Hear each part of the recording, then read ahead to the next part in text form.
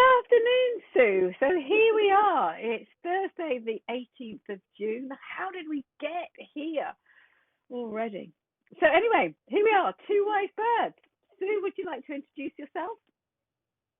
Thank you. I'm Sue Boynton, and I'm a dentist, and I'm an independent dental legal consultant.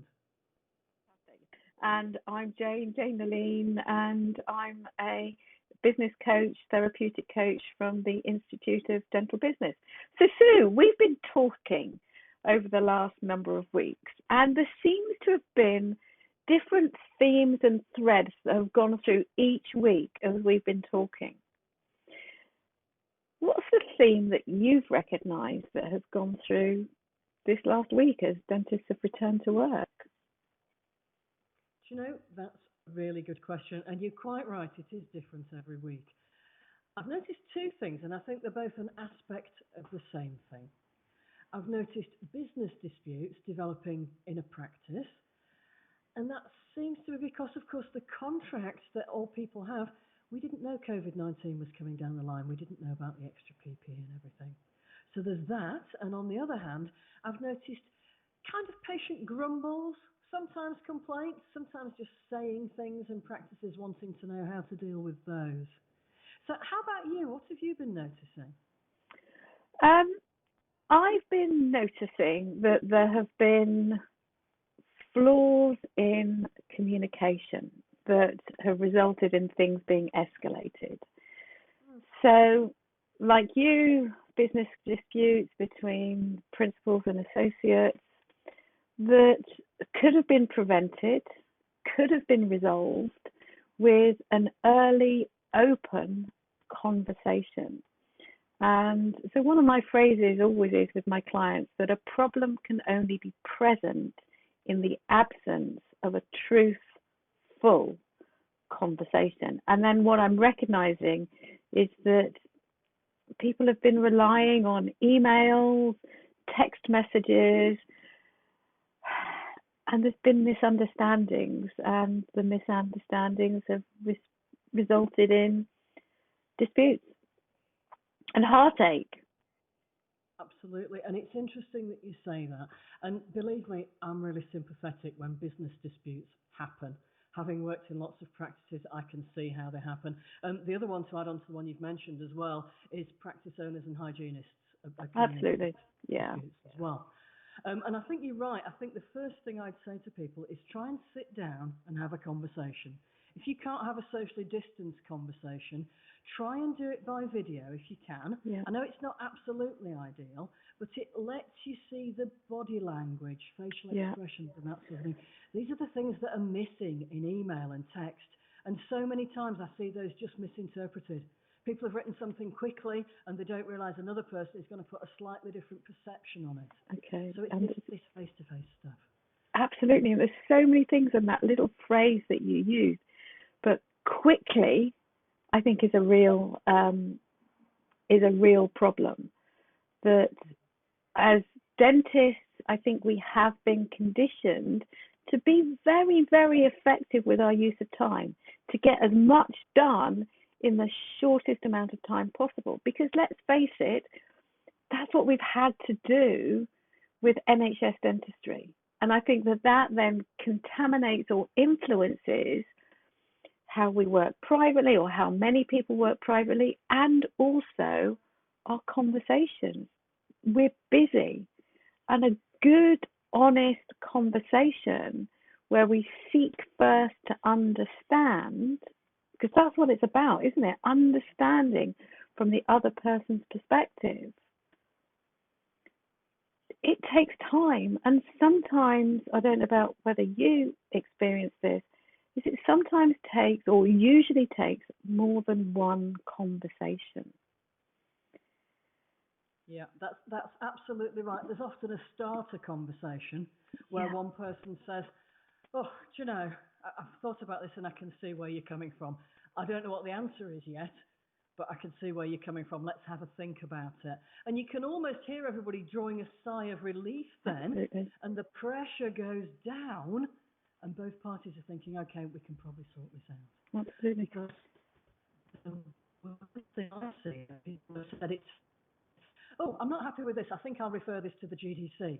It's like, whoa, hang on a minute. The GDC isn't the place to sort out business disputes. And No, what I found is usually if one person refers the other to the GDC, number two refers number one to the GDC, and suddenly everybody's being looked at. So it's trying to do it at the lowest possible level that you can. The BDA does mediation and contract mediation and that sort of thing, and there are private mediators as well. So if you can't sort it out yourself, get an experienced mediator to look at it for you. absolutely. It's far better than going to a solicitor or anything like that. Absolutely. And I think that a mediator is a bit like marriage guidance counselling, isn't it? And I'm sure, just like you, I do mediation, but it's somebody who can take the emotion out of it, somebody that can listen to what's not being said really helps. And whilst Zoom and online stuff, I think, is not ideal, I do think it is a fantastic way to have those potentially contentious conversations because we're not right there in each other's space. There seems to be much less emotion associated with it. And I think those conversations, if we can get the emotion out of it, then they're easier to have. And that's the nub of it, is getting the emotion out of it. Yeah. The same with patients. Yeah, I think that's absolutely right. And it's funny you should mention patients, because that was the next thing I just wanted to mention as well. So some of the practices that are back at the moment are finding that patients are sort of grumbling. And it's hard to tell if it's a complaint, and that's some of the calls I've got. You know, this patient has said this, Sue. Is this a complaint? What is it? And I can understand why people don't know what it is. And do you know what's the easiest way to find out? Ask the patient. Absolutely. Thanks for telling us that. Can I just ask, is this feedback? Is it a complaint? Is it just something you want me to know? And unpick it that sort of way. And most of the time, it's something a patient doesn't know. Because don't forget, this is a new circumstance for them. Absolutely. They see our door open and they think, oh, good, it's open as usual at the dentist. Absolutely. And we know it isn't. Absolutely. And I think it must be so confusing for patients, because on the media, on the television, in the newspapers, there's an awful lot of people saying it's business as usual, business as usual. Yeah. And there's a smaller number of people that are going, hang on a second, we may be open and it's not business as usual. And let's face it, we do know that for those dentists that are open, even for them as individuals, because of their access to PPE, because of their individual practices and maybe the risk factors of their team members and the dentist, they've each made a different decision. So it's potentially very, very confusing to the patients that one practice is open down the road doing normal stuff and you're only doing emergencies. And I think often they just want to know, what is it that you're offering, and is it safe? Yeah. And so, and I have seen this week some absolutely fabulous videos. I know it was probably about six weeks ago we started talking about doing videos to explain to your patients about what's going on. And I'm now seeing some come through, and some of them are just absolutely fabulous. Just letting patients know what they can expect. You're right. And those practices that haven't had the chance to do that yet, do you know what? It's not too late. No, I was absolutely. on a webinar this morning and someone was saying, oh, I think we've missed the boat on that. I'm saying, no, you haven't. It's never too late to add this to the information that you've got. Because for some patients, it just reassures them and think, oh, I knew they were doing that anyway. And for others, it's new information. And don't forget, it spreads it around the public. You're spreading good news about the practice. Absolutely. And the more good news there is for us at the moment, the better it is, because we need patients to support us. This is an incredibly challenging time. We need them on side.